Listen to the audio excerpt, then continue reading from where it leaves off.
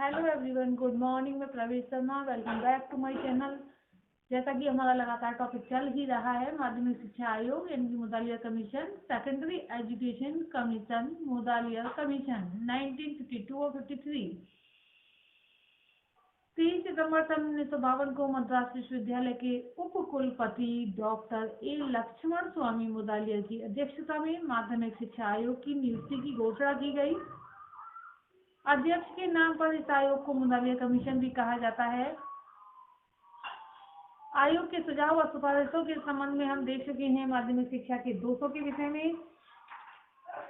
माध्यमिक शिक्षा के उद्देश्य, माध्यमिक शिक्षा का नवीन संगठित रूप, भाषाओं का अध्ययन और पाठ्यक्रम के विषय में। आज हम देखेंगे शिक्षण की प्राविधिक विधियां, डायनामिक मेथड्स ऑफ टीचिंग। आयोग के विचारानुसार माध्यमिक विद्यालयों में प्रयोग की जाने वाली शिक्षण विधियां नीरस एवं निर्जीव हैं, अतः उनके स्थान पर प्राविधिक अथवा सक्रिय एवं स्फूर्तिपूर्ण शिक्षण विधियों का प्रयोग किया जाना चाहिए। आयोग ने इन विधियों का जो प्रकार बताए उसका स्पष्टीकरण इस प्रकार से किया है। शिक्षण विधियों का उद्देश्य छात्रों को केवल कुशलता पूर्वक ज्ञान प्रदान करना ही नहीं होना चाहिए, वरन उनमें उचित मूल्यों, उचित दृष्टिकोणों एवं कार्य करने की उचित आदतों का निर्माण करना भी होना चाहिए। शिक्षण में मौलिक बातों और कंठस्थ करने के कार्य का कोई स्थान नहीं होना चाहिए, अतः इन पर बल न देकर शिक्षण इस प्रकार किया जाना चाहिए कि वह उद्देश्यपूर्ण, वास्तविक और सावित्रायिक हो। इस लक्ष्य की प्राप्ति के लिए शिक्षण विधियों में क्रियाविधि यानी कि एक्टिविटी मेथड एवं योजना विधि, प्रोजेक्ट मेथड को महत्वपूर्ण स्थान दिया जाना चाहिए। छात्रों में सामाजिक जीवन एवं सहयोगी कार्य के गुणों का विकास करने के उद्देश्य से उनको समूह में जो ग्रुप्स बनाए जाएं उसमें कार्य करने के लिए अधिक से अधिक अवसर दिए जाने चाहिए। प्रायोगिक शिक्षण विधियों को लोकप्रिय बनाने के लिए प्रयोगात्मक एवं प्रदर्शनात्मक, एक्सपेरिमेंटल एंड डेमोन्स्ट्रेशन विद्यालयों की विभिन्न स्थानों पर स्थापना की जानी चाहिए। इसी के साथ हम देखेंगे धार्मिक शिक्षा। धार्मिक शिक्षा के संबंध में यानी कि रिलीजियस इंस्ट्रक्शंस के अंतर्गत आयोग ने क्या सुझाव दिए हैं। आयोग का विचार है कि चरित्र के निर्माण में धार्मिक शिक्षा का महत्वपूर्ण स्थान है, अतः उसने धार्मिक शिक्षा के विषय में जो सुझाव दिए इस प्रकार से हैं। धार्मिक शिक्षा विद्यालयों में दी जा सकती है। धार्मिक शिक्षा विद्यालय के शिक्षण के समय से पहले व बाद में दी जानी चाहिए। धार्मिक शिक्षा छात्रों के अभिभावकों की अनुमति प्राप्त करने के बाद ही दी जानी चाहिए। धार्मिक शिक्षा को ग्रहण करने के लिए किसी छात्र को विवश नहीं किया जाना चाहिए। नेक्स्ट है चरित्र निर्माण की शिक्षा, एजुकेशन ऑफ कैरेक्टर। आयोग ने चरित्र निर्माण की शिक्षा पर अत्यधिक बल दिया है। इसके विषय में जो सुझाव दिए हैं वे इस प्रकार से हैं। छात्रों के चरित्र का निर्माण करना सब शिक्षकों का अनिवार्य उत्तरदायित्व होना चाहिए। प्रत्येक विद्यालय के प्रत्येक कार्यक्रम का उद्देश्य चरित्र निर्माण की शिक्षा देना होना चाहिए। विद्यालय विस्तृत समाज के अंदर लघु समाज है, अतः जिन मूल्यों और दृष्टिकोणों का राष्ट्रीय जीवन के लिए महत्व है उनको विद्यालय जीवन में प्रतिबिंबित किया जाना चाहिए। छात्रों में उत्तम अनुशासन की भावना का विकास करने के लिए उनमें और शिक्षकों में घनिष्ठ संबंध स्थापित किए जाने चाहिए। विद्यालयों में स्वशासन प्रणाली, सिस्टम ऑफ सेल्फ गवर्नमेंट को महत्वपूर्ण स्थान दिया जाना चाहिए। विद्यालयों में अतिरिक्त पाठ्यक्रम क्रियाओं, एक्स्ट्रा करिकुलर एक्टिविटीज एवं पाठ्यक्रम सहगामी क्रियाओं को करिकुलर एक्टिविटीज को स्थान दिया जाना चाहिए। 17 वर्ष से कम आयु के छात्रों को राजनीतिक कार्यों से पृथक रखने के लिए सरकार द्वारा कानून बना दिया जाना चाहिए। सभी विद्यालयों में एनसीसी फर्स्ट एड बॉक्स से संबंधित जो भी क्रियाकलाप हैं और स्काउटिंग, सेंट जॉन्स एम्बुलेंस एवं जूनियर रेड क्रॉस की व्यवस्था की जानी चाहिए। इसी के साथ सिफारिश नेक्स्ट देखेंगे निर्देशन व परामर्श, गाइडेंस एंड काउंसलिंग।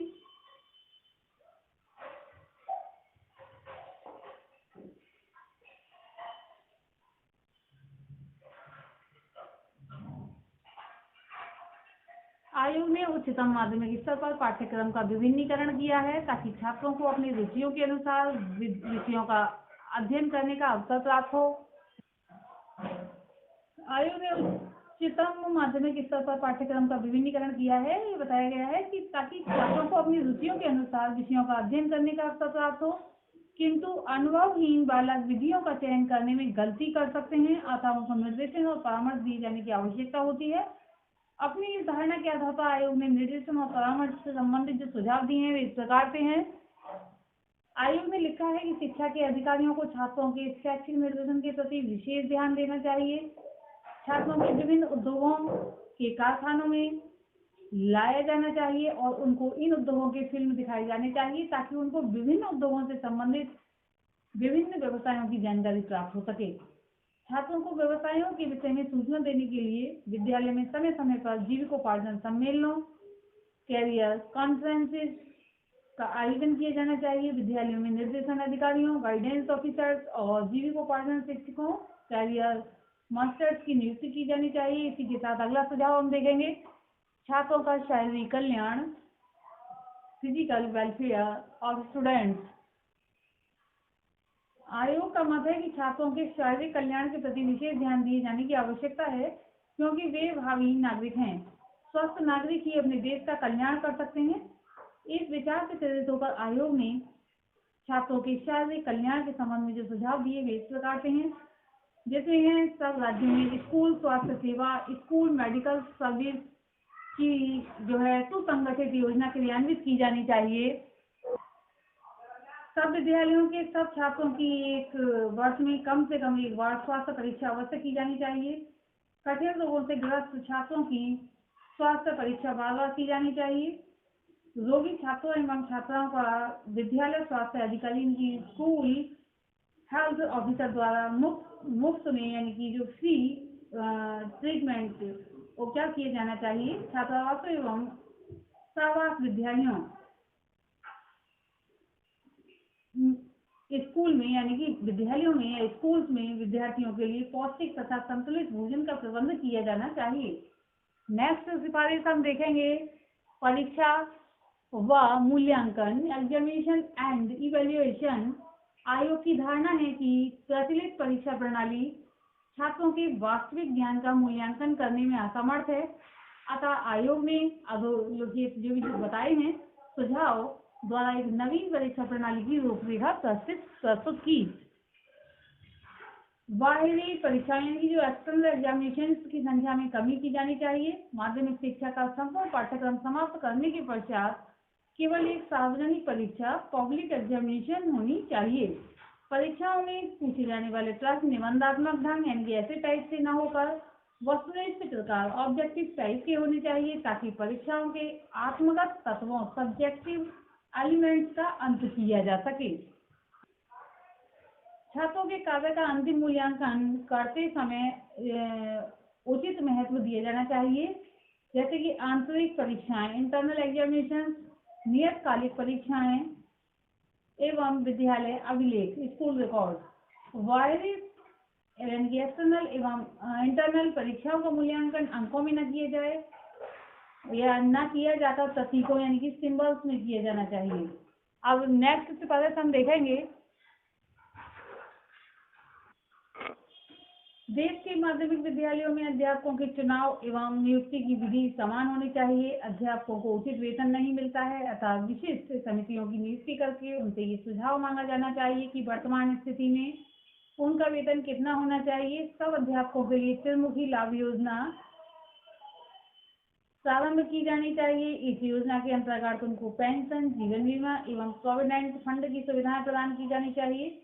अध्यापकों की विशेष कठिनाइयों का ध्यान करने और उनकी शिकायतों को सुनने के लिए निर्णायक मंडल की नियुक्ति की जानी चाहिए। अध्यापकों को जो सुविधाएं प्रदान करनी चाहिए वे हैं उनके बच्चों को निःशुल्क शिक्षा, उनके लिए विद्यार्थियों के समीप आवास यानी कि निवास स्थान, उनको स्वास्थ्यवर्धक स्थानों व शिक्षा के सम्मेलनों में जाने के लिए अवकाश एवं यात्रा के किराए में कमी और चिकित्सालयों में मुफ्त चिकित्सा।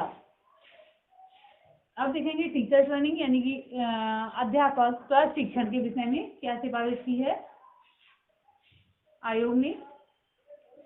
प्रशिक्षण संस्थाएं 2 प्रकार की होनी चाहिए, उच्चतर माध्यमिक शिक्षा प्राप्त व्यक्तियों के लिए और जिनके प्रशिक्षण की अवधि 2 वर्ष होनी चाहिए, और स्नातकों के लिए जिनके प्रशिक्षण की अवधि अभी 1 वर्ष होनी चाहिए पर कुछ समय के पश्चात 2 वर्ष की कर दी जानी चाहिए। प्रथम प्रकार की प्रशिक्षण संस्थाएं एवं बोर्ड के अधीन होनी चाहिए, जिनका निर्माण इसी उद्देश्य से किया जाना चाहिए। स्नातकों की प्रशिक्षण संस्थाएं विश्वविद्यालयों के अधीन और उन्हीं से संबंध होनी चाहिए। प्रशिक्षण संस्थाओं के अध्यापकों से शुल्क नहीं लिया जाना चाहिए और उनको राज्य द्वारा शिष्यवृत्तियों के रूप में पर्याप्त आर्थिक सहायता दी जानी चाहिए। जो अप्रशिक्षित शिक्षक विद्यालयों में काम कर रहे हैं उन्हें प्रशिक्षण प्राप्त करने के लिए पूर्ण वेतन पर अवकाश दिया जाना चाहिए। प्रशिक्षण काल में छात्राध्यापकों का प्रशिक्षण संस्थाओं से संबंध छात्रावासों में जो हॉस्टल्स होते हैं इनमें रहना अनिवार्य होना चाहिए और उनके लिए सामाजिक जीवन से संबंधित क्रियाओं का आयोजन किया जाना चाहिए। ट्रेनिंग कॉलेजों यानी कि स्नातकों की प्रशिक्षण संस्थाओं में जो व्यवस्थाएं होनी चाहिए वे इस प्रकार से अभिनवन पाठ्यक्रम, रिसर्चर कोर्सेज, लघु गहन पाठ्यक्रम, शॉर्ट इंटेंसिव कोर्सेज एवं कार्यशाला में व्यवहारिक प्रशिक्षण, practical training in workshop. Training कॉलेजों में शिक्षण शास्त्र के महत्वपूर्ण अंगों के संबंध में अनुसंधान किया जाना चाहिए। इस कार्य को सुविधाजनक बनाने के लिए प्रत्येक ट्रेनिंग कॉलेज के अधीन एक प्रदर्शनात्मक विद्यालय डेमोन्स्ट्रेशन स्कूल होना चाहिए। ट्रेनिंग कॉलेजों के अध्यापकों, माध्यमिक स्कूलों के कुछ विशेष प्राध्यापकों या प्रधानाध्यापकों एवं विद्यालय निरीक्षकों में समय समय पर प्रशिक्षण के संबंध में विचार विनिमय होना चाहिए। एमएड कक्षा में उन्हीं व्यक्तियों को प्रवेश दिया जाना चाहिए जो प्रशिक्षित स्नातक हों और किसी विद्यालय में कम से कम 3 वर्ष तक शिक्षण का कार्य कर चुके हों। अध्यापकों के अभाव को दूर करने के लिए विशिष्ट अल्पकालीन प्रशिक्षण पाठ्यक्रम, special part time training courses की योजना क्रियान्वित की जानी चाहिए। अब लास्ट में देखेंगे मूल्यांकन। आयोग ने मूल्यांकन में क्या कहा है, ये कहना असंगत नहीं होता कि भारतीय शिक्षा के इतिहास में मुतालिका कमीशन का स्थान बेजोड़ है। उसने माध्यमिक शिक्षा के पुनर्निर्माण के संबंध में अनेक सुंदर एवं पूर्वगामी सुझाव दिए हैं।